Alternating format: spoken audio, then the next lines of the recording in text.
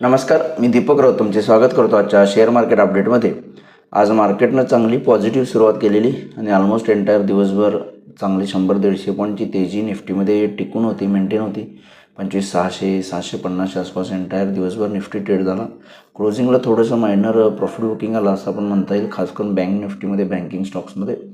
Bank Nifty 58,100-200 वरून खाली below 58,000 close झाला. 58,100च्या आसपास डेज आहे, पण क्लोजिंग मात्र बँक निफ्टीनं खाली दिला 58,000च्या आणि किरकोळ 60 पॉईंट पॉझिटिव्ह बँक निफ्टी राहिले. पण निफ्टी जवळपास 80 पॉईंट पॉझिटिव्हमध्ये बंद झाली आणि एंटायर दिवसभर बँक निफ्टीनं जो आहे तो 25,600च्याच वरती ट्रेड केला.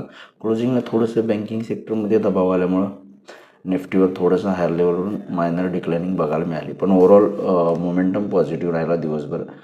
आज मार्केट पॉझिटिव्ह राहिले. आपण शुक्रवारच्या व्हिडिओमध्ये चर्चा केलेली की ज्या पद्धतीनं शुक्रवारी 25,300वरनं रिकव्हरी दाखवलेली, मॅक्झिमम चान्सेस होती की आज मार्केट पॉझिटिव्ह बायसनेच ट्रेड करत आणि पॉझिटिव्ह राहील. त्या अनुषंगानं बरोबर मार्केट त्या पद्धतीनं पॉझिटिव्हच राहील.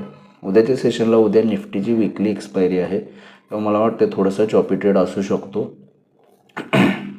निफ्टी जो आहे तो रेंज बाउंड राहू शकतो एक्सपायरीमुळे. त्यामुळे उद्याच्या सेशनला ट्रेड करायचं असेल तर निफ्टीला हायर लेवलला 25,650 आणि 700 हे दोन रेजिस्टन्स आहेत. 25,700च्या वर गेला तर फर्दर रिकव्हरी येईल. अदरवाईज 25,650 700 स्ट्रॉंग रेजिस्टन्स हायर लेवलला निफ्टीला आहेत. लोअर लेवलला 25,500 उद्यासाठी निफ्टीला चांगला स्ट्रॉंग सपोर्ट आहे. 25,500 सपोर्ट, हायर लेवलला 25,650 700पर्यंत निफ्टी जाऊ शकते. या रेंजमध्ये निफ्टी उद्या ट्रेड होईल असं मला वाटतं, कारण उद्या थोडंसं विकली एक्सपायरी आहे, त्यामुळे थोडं रेंज बाउंड अपेक्षित आहे. बँक निफ्टीमध्ये 58,000 इमिजिएट बेसिसला 58,000 58,100 रेजिस्टन्स पॉईंट आहे. 58,100च्या वर गेला म्हणजे आजचा हाय क्रॉस झाला तर फर्दर रिकव्हरी येईल.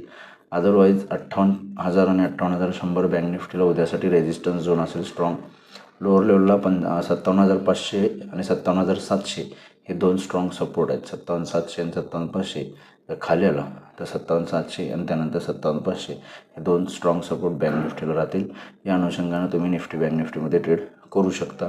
शुक्रवारी थोडी FISकडून बाईंगची आकडेवारी आली आहे. जवळपास 5,100 करोडची बाईंग FISने केली. DISचं बाईंग ऑलरेडी सुरूच आहे. 6,100च्या आसपास करोडच्या आसपास DISने बाईंग केले. त्यामुळे ओव्हरऑल जर FIS बाईंग करत राहिले तर निश्चित मार्केटला आणखी फर्दर अपवर्ड मोमेंटम येईलच आणि थोडंसं मला वाटतं मार्केट हायर लेवल जाऊ शकतील. उद्याची एक्सपायरीचं क्लोजिंग इम्पॉर्टंट आहे. आज NSEमध्ये 1,333 शेअर्स वाढले, त्या बाजूला 1,530 शेअर्स पडलेत. पडणाऱ्या वाढणाऱ्या शेअर्सची संख्या NSEमध्ये सेम आहे. निफ्टीमध्ये 32 शेअर्स वाढले, त्या बाजूला 18 शेअरमध्ये पडझड आहे.